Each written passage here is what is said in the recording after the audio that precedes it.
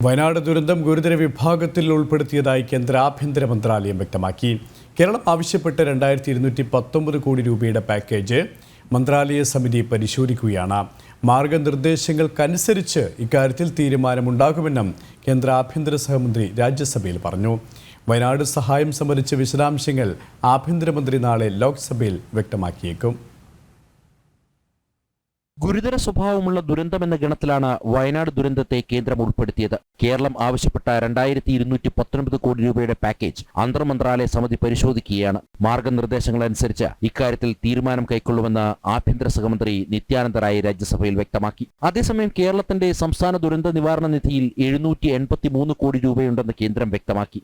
153 കോടി രൂപ കേരളത്തിന് നവംബർ 16 അനുവദിച്ചിരുന്നു. വ്യോമസേന രക്ഷാപ്രവർത്തനത്തിനും അവശിഷ്ടങ്ങൾ നീക്കം ചെയ്യലിനുമായി ചെലവായ തുകയാണിത്. നാളെ ലോക്സഭയിൽ ദുരന്ത നിവാരണ ഭേദഗതി ബിൽ അവതരിപ്പിക്കുമ്പോൾ കേന്ദ്ര ആഭ്യന്തരമന്ത്രി അമിത്ഷാ വയനാട് സഹായം സംബന്ധിച്ച വിശദാംശങ്ങൾ വ്യക്തമാക്കിയേക്കും. ദുരന്തമുണ്ടായി മാസങ്ങൾക്ക് ശേഷം ഇക്കഴിഞ്ഞ നവംബറിലാണ് സംസ്ഥാനം പോസ്റ്റ് ഡിസാസ്റ്റർ അസസ്മെന്റ് റിപ്പോർട്ട് കേന്ദ്ര സർക്കാരിന് കൈമാറിയത്. ഇതിനുശേഷം കാലാവസ്ഥാ വിദഗ്ധരും ഭൗമശാസ്ത്ര വിദഗ്ധരും അടങ്ങുന്ന സംഘം വയനാട് സന്ദർശിച്ചിരുന്നു. തുടർന്ന് നൽകിയ റിപ്പോർട്ടിന്റെ അടിസ്ഥാനത്തിലാണ് ഗുരുതര സ്വഭാവത്തിലുള്ള ദുരന്തമെന്ന ഗണത്തിൽ വയനാട് ദുരന്തത്തെ ഉൾപ്പെടുത്തിയത്. ജനം, ഡൽഹി.